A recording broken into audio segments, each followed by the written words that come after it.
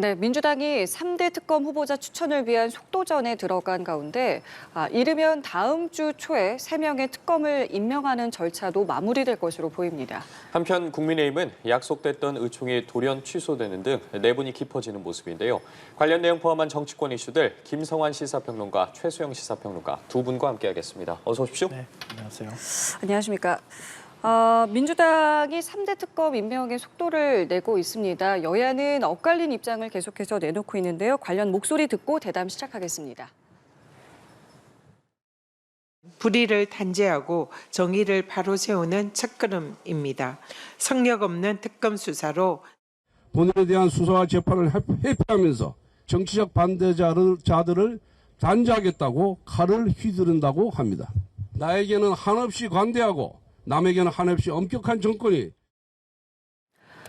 네, 보신 것처럼 엇갈린 입장 속에서 속도를 내고 있습니다. 그리고 이제 자연스럽게 관심은 누가 특별검사가 될 것인가 이 부분일 텐데요. 지금까지의 과정에 대해서 좀 어떻게 평가하시는지요? 네, 사실 이번 특검이 더 세진 특검입니다. 그러니까 과거에 이제 계속 내란 특검이라든가 김건희 특검 이런 부분들은 사실 이제 그 계속 거부권, 전임 대통령의 거부권으로 계속 이제 반려가 되고 다시 이제 본회에서 이제 그 무효화되고 이런 과정을 거쳤는데 그때만 하더라도 대법원장이 이제 특검을 추천하는 걸로 돼 있었는데 지금은 이제 뭐 새 정부 들어서 거부권도 사라지고 하다 보니까 여기에 이른바 여당이 민주당과 조국 혁신당이 특검을 한다. 자, 그러면 여기에서 가장 국민들이 우려할 만한 지점은 너무 정파적인 것 아닌가. 그러니까 제가 보기에 특검의 핵심은 이제 두 가지입니다. 첫 번째, 적임자를 찾을 수 있을 것이냐 첫 번째 핵심이고 두 번째는 정말 그렇다면 이게 일고의 정치적 고려가 없이 특검 수사단이 정말 외과 수술식의 정밀한 타격을 통해서 정말 환부만 도려내고 정말 내란 종식이라 그러면 정말 거기에 기존의 수사가 못했던 것들을 정확하게 끄집어내서 단죄하는 그런 식의 수사가 돼야 되고 이게 연말까지 가는 수사란 말이죠.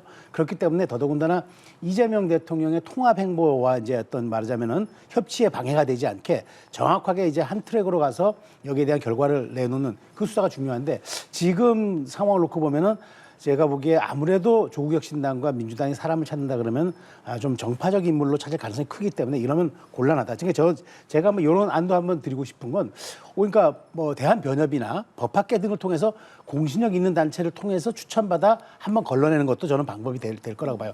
왜냐하면 이런 분들이 수사를 했을 때 비로소 사후 동의성을 국민들이 또 보내줄 수 있는 거고 수사를 받는 일종의 야당이라든가 이런 측에서도 저항을 하지 않을 수가 있기 때문에 이 부분이 대단히 중요하다. 그래서 저는 이제 뭐 특검은 출범은 이제 다음 주로 임박해졌습니다만은 적임자 찾기와 수사의 범위 그런 결과성에 대한 그런 여러 가지 그 문제들 이런 것들을 좀 고려해봐야 될 문제라고 생각합니다. 물론 아직 정해진 거는 아닙니다만은 우려가 된다라는 말씀을 하셨어요. 어떻게 좀 들으셨습니까?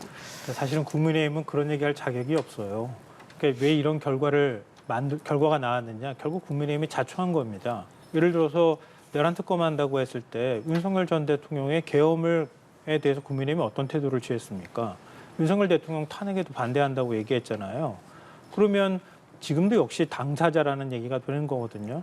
국민의힘이 계엄을 옹호했던 정당인데 어떻게 내란 특검에 대해서 뭔가 얘기를 할 자격이 있겠어요? 사실 그것도 없고요. 이른바 김건희 특검도 역시 마찬가지입니다. 이것도 자초한 일인데요. 왜냐하면 한동훈 대표 시절 당시에 김건희 특검 지금 제3자가 추천할 수 있도록 조항 바꿔서 하자고 얘기했었어요. 근데 그거 국민의힘이 거부했던 거 아닙니까? 그래서 계속 대통령이 거기에 대해서 거부권을 행사했던 거예요. 그 결과가 지금 이 특검으로 나온 겁니다. 최상문 특검은 또 안 그렇습니까? 계속 거부권의 결과로 나온 거예요. 그러니까 국민의힘은 여기에 대해서 과거에 오히려 더 문제를 쉽게 풀 수 있는 걸 더 어렵게 만들어놨고 그 결과가 지금 나타난 것이기 때문에 특검에 대해서 이렇다 저렇다 얘기할 부분은 없다 이렇게 기본적으로 생각하고요. 이틀 전에 국무회의가 열렸잖아요. 이재명 대통령이 국무위원들한테 윤석열 전 대통령이 임명한 사람들인 거죠. 허심탄회하게 애기 보라고 얘기를 했잖아요. 반대 의견을 얘기했을 때 이재명 대통령이 뭐라고 했습니까? 대통령 입장에서는 특별수사본부 꾸려서 하는 게 오히려 더 낫다.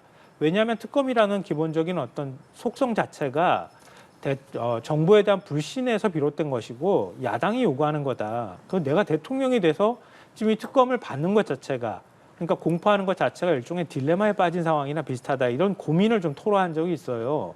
근데 그것도 역시 마찬가지입니다. 그러니까 이재명 대통령이 사실 현직 대통령 입장에서 이런 입장을 밝혔다고 하는 건 이전에 윤석열 대통령도 똑같이 그렇게 했었어도 되는 거라는 얘기가 되는 거란 말이에요. 근데 하지 않았다가 지금 딜레마에 빠진 상황에서 특검을 받을 수밖에 없었던 상황이 된 거는 결국 윤석열 정부에서 다 만들어 놓은 자초했던 일이라고밖에 해석이 안 된다는 겁니다. 그러니까 이거를 더 강하다, 적다 뭐 이렇게 얘기할 부분은 아닌 것 같고요. 특검 추천을 하고 난 다음에 결국 이제 특검이 수사를 할 텐데요. 그것 자체가 오히려 이재명 대통령이 말한 것처럼 검찰한테 맡기는 게 오히려 정부가 통제하기 더 쉬울 수도 있겠으나 거꾸로 특검이 하게 되면 더 오히려 독립적으로 수사할 수 있다. 오히려 정치 개입 여지가 거꾸로 말하면 현직 대통령 입장에서는 오히려 줄어드는 효과로 이어질 가능성이 저는 훨씬 높다고 봅니다.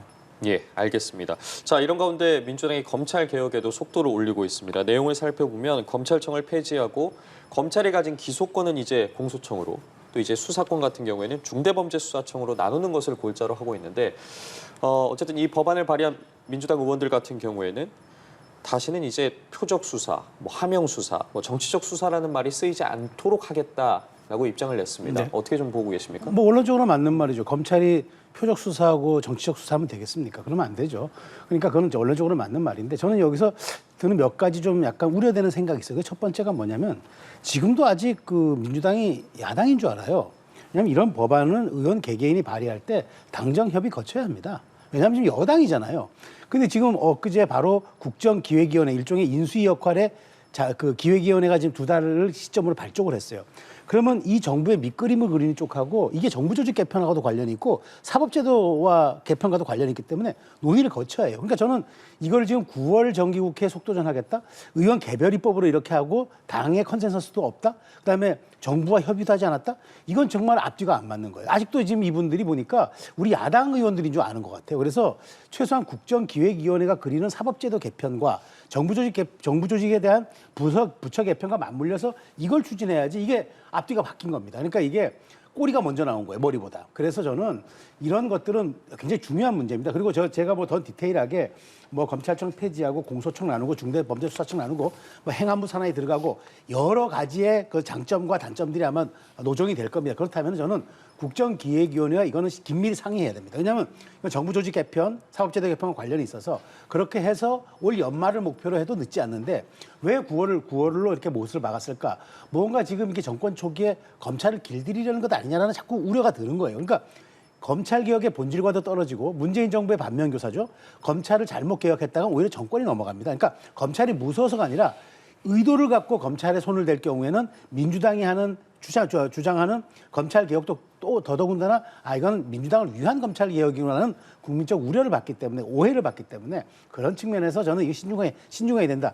방향성은 오를 수도 있고 틀릴 수도 있고 그거는 정권이 책임지고 논의하면 돼요. 공약사항이니까. 그런데 이걸 가지고 국정기획위원회 상의도 없고 당정협의도 안 거치고 야당 의원들 일부가 훅 낸 다음에 당의 컨센서스도 없이 해가지고 9월 정기국회 통과시키겠다. 이재명 정부의 허약성이라든가 아니면은 전혀 준비되지 않은 정권의 모습들을 드러낼 수 있는 사안이 될 수 있기 때문에 이재명 정권 아직도 4년하고도 11개월 남았습니다. 충분한 시간이 있어서 이런 것들은 속도 조절을 해도 됩니다. 근데 정말 제가 보기에 이게 본말이 전도된 것 같다는 생각이 자꾸 들어서 우려스럽습니다. 협의도 해야 되고 또 시한도 문제다라고 말씀해 주셨어요. 국민의힘이 집권 여당 시절에는 의원들이 발의한 법안 다 당정 협의 거쳐야지 발의를 했던가요? 그건 아닌 것 같고요. 제가 볼 때는 일단 검찰 개혁에 물꼬를 트겠다 이런 이제 의도를 갖고 있는 것 같아요. 큰 틀 안에서 검찰 개혁에 반대하는 여론은 그렇게 많지 않을 것 같고요. 결국 어떤 방식으로 그러니까 어떻게 국민 여론들을 만들어가면서 개혁에 들어갈 것이냐. 그리고 국정순위의 우선순위에서 지금은 당장 민생 경제를 살리는 게 최우선 순위가 될 수밖에 없고 그렇다면 그것들을 하는 과정에서 개혁 과제를 어떻게 수행할 것이냐, 어느 타이밍에 그걸 하는 게 맞느냐 이런 부분이 남아 있는 것 같아요. 근데 지금 일단 개혁 법안에 대한 얘기들이 크게 없었잖아요. 물론 이제 이재명 대통령이 집권한 지 이제 뭐 일주일 남짓 한 시간밖에 안 됐기 때문에 그걸 얘기하기는 좀 섣부르죠. 그러니까 좀 시간이 필요하고요. 국민들이 가장 힘들어하는 부분부터 먼저 새 정부에서 챙기는 모습을 보여주는 것도 필요할 거고요. 근데 그렇다 보면 개혁 과제들이 자꾸 후순위로 밀릴 수 있잖아요. 그러니까 그 밀리는 것에 대한 어떤 우려 같은 게 저는 거꾸로 있다고 봐요. 왜냐하면 과거에도 집권 6개월 정도 되기 전에 개혁 과제들을 빨리 속도감 있게 추진해야 그게 일종의 이제 힘이 한참 붙어가지고 개혁에 성공하는 경우들을 많이 봐왔거든요. 근데 지금은 현실적으로 처리해야 될 문제가 너무 많다는 거예요. 그것 때문에 개혁 과제가 밀려서는 안 되겠다라고 하는 점을 상기시키는 좀 역할을 해야 되겠다고 의원들이 판단한 것 같아요. 그래서 이제 당론으로도 아직 채택이 안 된 상황이잖아요. 예. 그리고 국정개혁위원회도 마찬가지지만 그리고 지금 이제 대통령실 참모진 구성하는 데 있어서 사법개혁 비서관도 역시 임명을 해야 되는 상황이란 말이에요. 그러니까 그런 것들을 하나하나 정리해 나가는 작업을 하면서 큰 틀에 있어서 개혁 준비 작업이 들어갈 거라고 봅니다. 그래서 사실은 어제 의원들이 얘기할 때도 한 3개월 정도 시간 내에 해야 됩니다. 당장 필요하면 당장 해야 된다고 얘기하지 왜 3개월이라고 얘기했겠어요. 그러니까 너무 뒤로 늦춰지지 않게 해주십시오라고 하는 의도를 포함하고 있는 거라고 봅니다. 알겠습니다. 추경에서 이제 국민들이 가장 주목하는 건 이제 아무래도 민생회복지원금 이것을 다 주는지 아니면 뭐 선별해서 주는지 그리고 일각에서는 이것에 대한 이제 부작용은 없을지 이런 부분도 좀 주목하고 있는데 두 분의 생각 좀 듣겠습니다. 네, 그러니까 이게 결국 이제 이 정말 이렇게 재정을 지원하는 거는 우리가 경기 부양이라든가 당장 당면한 민생에 대한 좀 그 경기 부양의 효과를 좀 얻기 위한 거잖아요. 근데 과연 이것이 학계에서도 논쟁이 있어요. 과연 이것이 경기 회복의 마중물이냐 아니면 언발의 오줌 누기식의 그러니까 일종의 소모제냐 이런 논란이 많은데 어쨌든 이건 저는 정부가 책임을 지고 하는 겁니다. 왜냐하면 결국 재정의 운영 주체는 정부일 수밖에 없기 때문에. 그런데 저는 개인적인 생각으로는 이렇게 했으면 좋겠어요. 결국 그렇게 한다 하더라도 지금 우리 재정 상태가 안 좋으니까 소득 하위 70%, 80% 그쪽에만 좀 정밀하게 지원하는 게 좀 오히려 맞지 않을까. 왜냐하면 그런 얘기 있잖아요. 증세 없는 복지는 허구다. 근데 또 맞습니다. 증세가 없는 재정 확대도 이건 모순입니다. 앞뒤가 안 맞는 겁니다. 그러니까 지금 보면 이재명 대통령의 얘기를 들어보면 증세에 대한 얘기는 전혀 없고 일단 재정 확장을 통해서 뭔가 경기 부양도 하고 경제를 살리겠다 얘기하는데 뭐 단기적으로는 재정을 쓰는 건 필요할 수 있지만 장기적으로는 증세에 대한 것들을 내놔야 돼요. 그렇지 않고 계속 얘기만 한다 그러면은 앞으로 이런 것들이 결국 미래 세대에 부담 갈 거라는 건 너무도 명약관한 사실 아니겠습니까? 그런 측면에서 단기적으로 저는 그 대통령이 이거는 굉장히 큰 시험대에 들 거라고 봐요. 왜냐하면 이걸 꺼내드는 순간 이제 이재명 정부의 일종의 방향성을 보여주는 것이고 그다음에 향후 5년 동안에 있어서의 재정 확대를 의미하는 거기 때문에 그렇다면 여기에 대한 대안이라든가 여기에 대한 어떤 뒤에 어떤 그 제도적인 보완 없이 이걸 그대로 강행하겠다는 얘기는 저는 조금 이게 뭐 좀 불안한 얘기가 될 수 있기 때문에 저는 할 거라고 보고 좀 제한적으로 운용하라고 또 말씀드리고 싶지만 반드시 단기적으로는 몰라도 장기적으로는 증세에 대한 얘기가 나와야 된다. 그렇지 않고서 이 얘기를 할 경우에는 눈 가리고 아웅이 될 수 있기 때문에 이 점을 좀 명심했으면 좋겠습니다. 예, 평론가님 생각도 여쭤보겠습니다. 그러니까 비상한 시기에는 비상한 대책이 필요합니다. 그러지 않아도 지금 내수가 거의 침체 정도 수준이 아니고요. 외환위기와 거의 버금갈 정도로 굉장히 안 좋습니다. 작년 초부터 시작됐던 그 내수 침체 현상이 오히려 내란을 통해 가지고 더 심화했거든요. 결국 마이너스 성장을 하고 있다고 해도 과언이 아니거든요. 그러니까 올해 한국 경제 성장률 전망도 지금 0%대입니다. 그러니까 이런 식으로 경제가 안 좋았던 적은 과거에 IMF 외환위기하고 2008년 금융위기 때 정도 수준일 거예요. 그렇다면 이런 상황에서 정부가 재정 역할을 만약에 포기해버리면요. 내수를 진작시킬 방법 자체가 없습니다. 그러니까 결국은 내수 진작을 위해서는 어떤 방식으로든 돈을 돌게 할 수 있는 재정을 쓸 수밖에 없는 상황인데요. 근데 고민은 좀 있는 것 같아요. 앞서 말씀하셨던 것처럼 그럼 국가 재정을 어떻게 관리해야 할 것인가 이런 부분들이 지금 고민스러운 지점이라고 보이는데요. 근데 지금 상황에서는 어떤 방식으로든 국민들이 호주머니를 열게 하는 또 국민들한테 소득 이전을 해줄 수 있는 방법 외에는 달리 방법이 없기 때문에 저는 전국민 지원금이 지급될 가능성이 매우 높다고 보고요. 지금 말씀하셨던 것처럼 70%, 80% 소득 하위 기준으로 했을 때 그 정도를 자른다고 얘기하는데 그랬을 때는 오히려 그 구분을 하는 비용이 더 많이 들어갈 가능성도 있어요. 그러니까 차라리 지금 얘기 나오는 것처럼 전국민 지원금 25만 원을 지원하고요. 그것도 지역화폐로 지급을 하면 예를 들면 현찰이 들어가면 내가 빚을 갚는 데 쓸 수 있고 돈을 안 쓸 수 있는 사람들도 있는 거 아닙니까? 상대적으로 여유 있는 사람들은. 근데 지역화폐의 경우에는 지금 국민들이 많이 사용하고 계시지만 이거는 특정한 시기에 특정한 지역에서 쓸 수밖에 없단 말이에요. 이건 어디에 저축할 수도 없어요. 결국은 제한된 시기 내에 제한된 뭐 예를 들면 소상공인이나 이런 분들한테 쓸 수밖에 없습니다. 내수 진작 효과가 훨씬 더 뛰어날 수밖에 없는 겁니다. 그렇다면 차라리 선별하려고 하지 말고 그냥 전 국민으로 지원하는 게 맞고 거기에 취약계층을 조금 더 지원하는 형태를 선택하면 되는데 다만 이제 재정 문제 제가 말씀드렸던 것처럼 그렇게 했을 때 13조 원이 넘게 필요해요. 그러면 여기에 코로나 때 어려워졌던 소상공인들 지금 빚에 허덕이고 있단 말이에요. 그러면 부채 탕감도 일부 필요한 측면이 있단 말이에요. 그럼 더 많은 예산이 필요하겠죠. 또 소비 진작 효과, 내수 진작 효과가 굉장히 좋은 게 건설 분야예요. SOC 부분이나 이런 데 투자를 하게 되면 이른바 지난 재선 때도 얘기 나왔던 것처럼 일종의 승수 효과가 생긴단 말이에요. 그러니까 예를 들면 재정을 100조를 투입하면 나중에 200조 이상의 내수 진작 효과가 나올 수도 있다는 겁니다. 그럼 이것들을 다 고르게 만약에 편성을 한다고 하면 지금 얘기가 나오는 금액보다 더 커져야 되거든요. 그럼 어느 부분을 줄이고 어느 부분을 구조조정해야 될 것인가 선택의 문제만 좀 남아 있는 것 같아요. 그러니까 결국은 재정관리의 책임 말씀하셨던 것처럼 집권 여당에 있고 이재명 대통령이 져야 하나 내수 진작이 지금 당장 시급하기 때문에 제한적으로 쓸 수밖에 없지만 결국은 가장 내수 진작 효과가 큰 것부터 선택해가지고 아마 추경에 편성하는 작업들을 할 것이다. 그 준비 작업들을 지금 하고 있을 거라고 생각합니다. 알겠습니다. 현재 각 당에서 이제 원내대표 선출을 하고 있습니다. 지금 민주당 같은 경우에는 이미 10시가 지났으니까요. 오늘 오전 10시부터 권리당원 투표가 시작이 됐는데 투표가 이제 내일까지 이어지게 되고 당장 이제 내일 원내대표가 민주당은 선출이 되게 되는데 여러 변수들이 지금 이야기가 나오고 있어요. 뭐 권리당원 투표도 그렇고 아니면 뭐 청탁 의혹이라든가 그런 부분들 어떻게 좀 바라보고 계십니까? 그러니까 저도 이게 처음으로 국회직에 사실 당원 투표가 도입된 건 이게 아주 이례적이고 처음이에요. 제가 알기로도 뭐 사실 이건 뭐 우리 헌정사에 굉장히 좀 희귀한 그런 시스템인데 왜냐하면 이게 뭐 당대표 선거를 뽑는 데는 뭐 그동안 당원들의 마음이 들어왔지만 국회직을 뽑는데 이제 앞으로 국회의장도 뭐 후보도 선출하는데 뭐 한다 그런 얘기도 있는데 어쨌든 이걸 보면서 저는 오늘 10시부터 진행되고 있는 과정을 놓고 보면은 결국 당원 마음이 의원 마음부터 견인하지 않을까라는 생각이 들어요.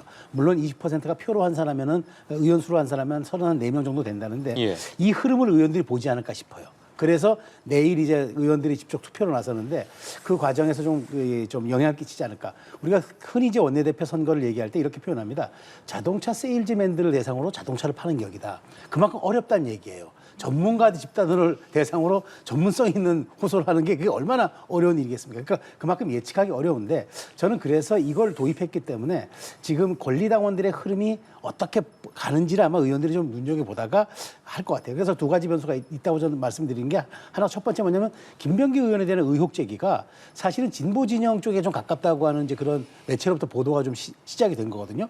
이게 보수 진영 쪽에서 나온 게 아니에요. 그렇다면 이게 뭐냐면 아마도 이 어떤 원내대표 선출을 둘러싸고 핵심 지지층 간의 어떤 약간의 서로 간의 충돌이 있지 않느냐라는 추론이 가능해서 그 부분이 제가 권리당원 투표로 나타날 거라고 전망을 하나 드리는 거고 또 하나는 이제 우상호 정무수석이 협치와 지금 소통, 야당의 정치적 공간을 열어주겠다고 얘기하고 지금 그렇게 앞으로 행보를 펼칠 가능성이 높은데 그것에 대해서 파트너가 바로 원내대표란 말이죠.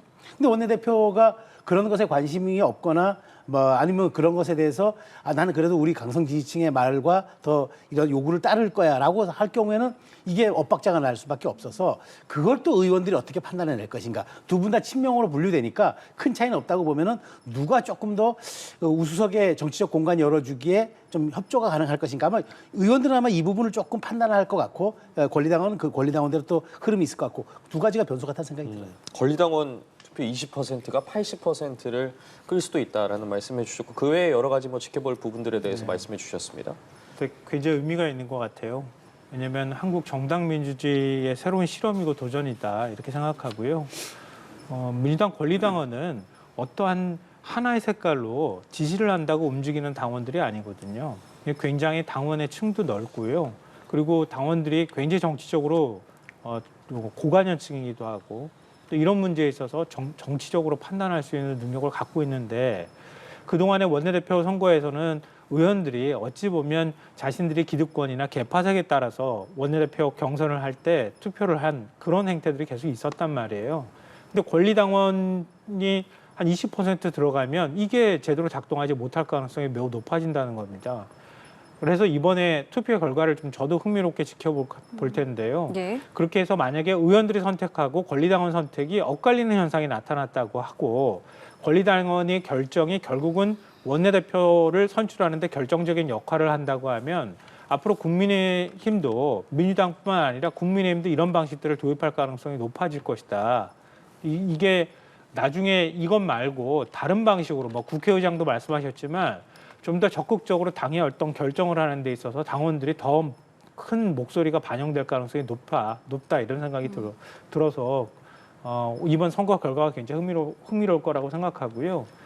뭐 하나하나 따지면은 예를 들면은 친명인 색깔이 누가 더 짙으냐 아니면 지금 이제 아들 취업 청탁 의혹이 제기됐던 김병기 의원의 그 리스크가 어떻게 작동할 것이냐 뭐 여러 가지 변수가 있을 수는 있을 거라고 보는데요. 근데 결국 의원들이 볼 땐 앞서 좋은 지적해 주셨지만 야당하고 어떤 방식으로든 집권 여당의 원내대표로서 야당과 소통하고 무리 없이 집권의 어떤 뒷받침을 해주는 역할을 누가 더 잘할 것이냐 이게 제일 큰 어떤 선택의 기준이 될 거라고 봐요. 그러니까 평상시에 원내 정치를 하면서 서영교 의원이나 김병기 의원을 많은 의원들이 접촉하지 않았겠습니까? 그런 면에 있어서 무조건 강성으로 나간다고 해서 의원들이 표를 던져줄 것 같지는 않다. 이런 면에서는 굉장히 정무적 판단을 할 것이라고 생각합니다. 그래서 더더욱 이번 선거 결과를 예측하기 어려울 거라고 생각합니다. 알겠습니다. 자, 국민의힘도 다음 주 월요일에 새 원내대표를 선출을 하는데요. 국민의힘의 내홍은 깊어지는 모습입니다. 어제 있었던 발언 함께 들어보시고 대담 이어가도록 하겠습니다. 신임 원내대표단이 선출 중에 있습니다. 16일 날 선출될 예정인데 퇴임하는 원내 지도부가 이걸 가지고 계속 논의한다라는 것은 큰 의미도 없고 의원총회가 취소된 것에 대해서 사전에 비대위원장한테 연락도 없었고 알림으로 통보받은 것에 대해서 굉장히 유감스럽다는 말씀을 드리겠습니다. 예, 이게 어떤 상황이냐면 어제 의원총회가 예정되어 있었는데 지금 보신 것처럼 취소됐습니다. 근데 이 취소의 배경은 이제 갈등이랑 분열이 이렇게 계속 노출되는 것도 그렇고 이제 차기 원내 지도부가 구성되니까 그때 거기서 이제 논의를 하는 게 좋겠다라는 것이었는데요. 먼저 아까 민주당 상황 여쭤봤으니까요. 어제 상황 좀 어떻게 보셨습니까? 그러니까 비대위원장 뽑아놓고 비대위원장 선임을 해놓고 비대위원장을 패싱한 거잖아요. 그러니까 원내에서 모여서 의원들이 의총을 열겠다고 하는데 비대위원장한테 알리지도 않고 그냥 취소를 해버리는 거예요. 원내대표가. 이 얘기는 뭐 구주류다 이렇게도 표현하지만 친윤계 의원들이 이번에 의총 열면 더 상황이 불리해질 거라고 하는 두려움이나 우려를 했다고 저는 봐요. 왜냐하면 그러니까 결국은 이제 친윤계도 분화할 수밖에 없는데요. 현실적으로 볼 때 과거에 성찰을 하지 않고 단일화 과정에서 그렇게 무리하게 단일화를 추진하고 거기에 따르는 책임은 아무도 지지 않고 그 이전에 거슬러 올라가면 탄핵 반대 얘기들을 하면서 결국은 이번 선거를 그러니까 이번 선거에 대선에서 패배하게 만든 결정적인 원인 제공을 했던 거잖아요. 그것도 역시 친윤 주류계라고 볼 수 있거든요. 그러니까 그런 의원들은 아무도 지금 책임 안 지는 상황인 거예요. 결국은 당원의 눈치든 국민의 눈치를 봐가면서 당을 운영할 수밖에 없는데 그러니까 지금 친윤은 자기네 기득권을 유지하겠다고만 하는 거잖아요. 그러니까 결국은 이렇게 하면 할수록 우리가 더 깊은 수렁에 빠진다고 하는 당내 의원들의 어떤 반성이나 아니면 다른 선택을 할 여지들이 점점 넓어지는 거예요. 근데 김용태 비대위원장한테 재선 의원들 가운데 일부가 친윤으로 불렸던 의원들이 나 그러면 전당대회나 그다음에 당무감사나 이런 거에 동의할게요. 이런 식의 태도를 보였다는 거 아닙니까? 그러니까 의원들이 서서히 당 개혁 방안 쪽으로 자꾸 이렇게 의견들이 쏠려가는 겁니다. 그러니까 이런 상황에서 의총을 또 다시 열면 예를 들면 의원들이 마음을 바꿔가지고 그냥 조기 전당대회로 가버립시다. 그러니까 친윤 의원들의 생각하고 다른 결정을 그냥 해버릴 가능성이 있다고 본 거예요. 그러니까 내 원내대표 임기 중엔 그냥 차라리 의총 안 열고 갈등이 노출되지 않게 그냥 여기서 그냥 끝내버리는 게 낫겠다. 이런 식의 정치적 판단을 하지 않고서는 어떻게 비대위원장한테 알리지도 않고 의원총회를 이런 식으로 취소를 해버립니까? 그러니까 말이 안 되는 거거든요. 그러니까 의원총회 취소하고 난 다음에 한 게 뭐가 있습니까? 결국 법원의 결정에 항의하는 시위를 한다거나 이런 방식으로 다른 어떤 야당의 투쟁성을 끌어올리는 방식으로 내부 갈등을 봉합하려고 하는 이런 모습들밖에 보일 수가 없는 거예요. 그러니까 결국은 뭐 의원총회든 어떤 방식으로든 친윤계 의원들이 내가 책임져야 한다라는 자세를 지지 않고서는 국민의힘의 이 혼란스러운 양상은 조기에 수습되기 굉장히 어렵다고 하는 걸 어제 보여줬다고 봅니다. 그러면 이제 시선은 다음 주 월요일입니다. 이게 원내 지도부가 어떻게 꾸려지고 누가 되느냐에 따라서 이 부분이 어떻게 또 진행될지도 주목되는데요. 그렇습니다. 말씀하신 것처럼 결국 이제 향후 국민의힘의 방향성의 키는 원내대표, 신임 원내대표가 할 수밖에 없는데 107명의 의원들이잖아요. 자, 근데 여기서 의원들의 여기는 이제 권리당원 그러니까 여기는 책임당원이라고 그러죠. 예. 투표도 없으니까 이제 의원들의 오롯이 의원들의 이제 마음이 반영되는데 자, 의원들의 숫자 분포를 놓고 보면 압도적으로 구주류가 강합니다. 그렇기 때문에 결국은 지금 이렇게 슬쩍 지금 이 말하자면 토론과 치열한 논쟁을 통해서 당의 혁신 방향을 잡고 그다음에 김용태 비대위원장이 얘기한 5대 개혁 과제를 논의해야 되는 걸 그거에 불편한 진실이니까 싫어서 그냥 우회해가지고 그냥 원내대표로 가자. 이 얘기는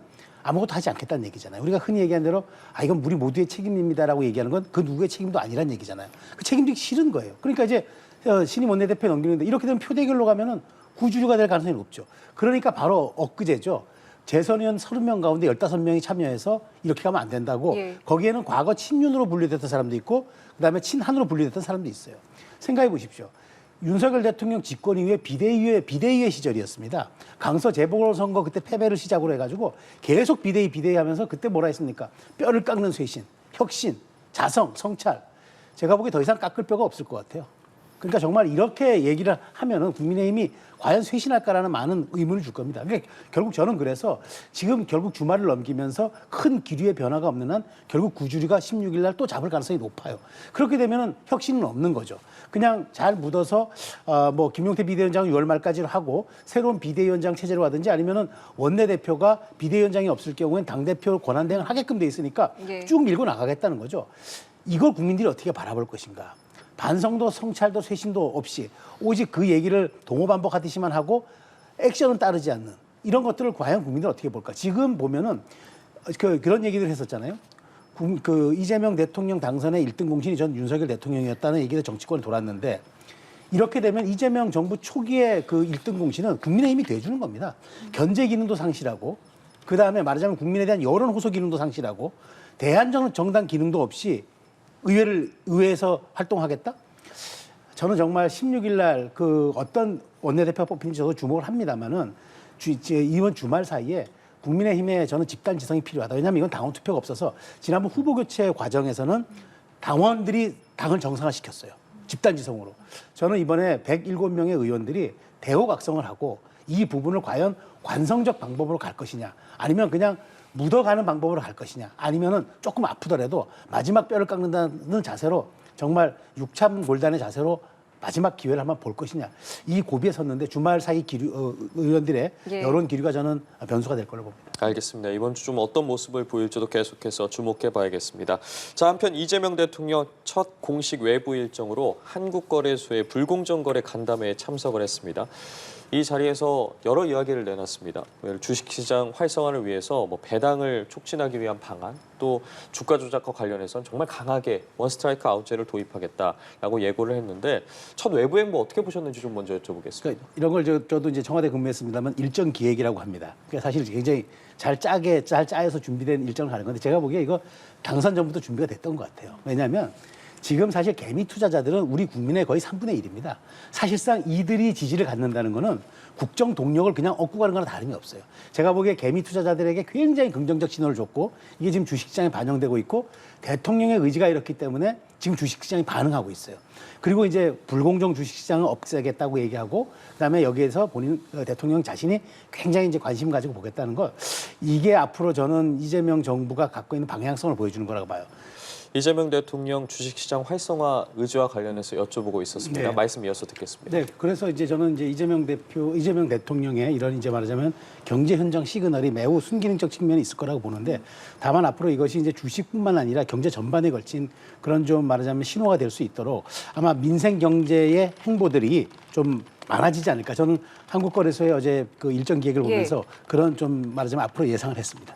어제 첫 외부 활동이 결국에는 앞으로의 방향성을 보여주는 장면이었다라고 말씀해 주셨거든요. 네, 이재명 대통령이 대선 후보 시절에도 계속 얘기를 했었잖아요. 주가 5천 시대를 만들겠다 이렇게 얘기를 했었고요. 그걸 뒷받침하는 행보다 이렇게 볼 수 있고요. 지금 우리나라 기업들이 굉장히 힘든 상황이잖아요. 결국은 개민 투자자든 주식 투자자가 많이 주식시장에 투자를 하고 그 투자한 금액들이 기업의 어떤 종잣돈이 돼서 기업들이 좀 더 많은 투자를 할 수 있는 건 일종의 경제 순환이라고 하는 측면에서 매우 중요하다라고 보이고요. 이거는 이제 어제 이재명 대통령이 발언한 내용과 소득세법 개정안 부분도 지금 얘기가 있는 건데요. 그러니까 배당이 35% 이상일 경우에 지금 종합소득세하고 분리과세하는 문제를 담고 있는 내용인데요. 그것도 역시 입법으로 뒷받침할 필요가 있다고 보입니다.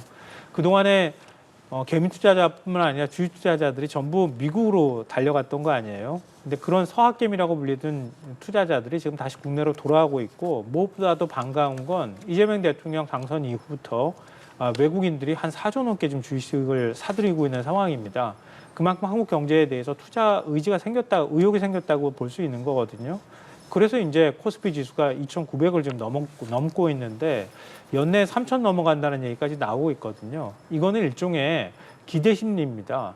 그러니까 한국 경제가 지금 당장 좋은 건 아니지만 이재명 정부에서 앞으로 주식시장에 대한 어떤 공정함이라든가 상법 개정안도 뒤따를 수도 있고 경제가 좀 더 나아질 거라고 하는 기대감이 선반영되고 있다고도 볼 수 있거든요. 이건 굉장히 반가운 소식입니다. 이렇게 해서 전체적으로 경제가 붐업이 되면 자연스럽게 재정 역할도 일부 거기에 더해지면 내수 진작 효과가 나타나고 경제가 좀 더 빠른 시일 내에 회복될 수 있는 가능성을 보여주는 것이다. 그래서 이재명 대통령뿐만 아니라 정부 부처도 앞으로도 인사도 나고 여러 가지 해야 될 일들이 굉장히 많이 있지만 이 기조를 좀 잘 이어나갔으면 좋겠다 이런 바람입니다. 예, 알겠습니다. 오늘 두 분과는 여기까지 함께하겠습니다. 지금까지 김성환 시사평론가, 최수영 시사평론가와 함께했습니다. 두 분 감사합니다. 고맙습니다.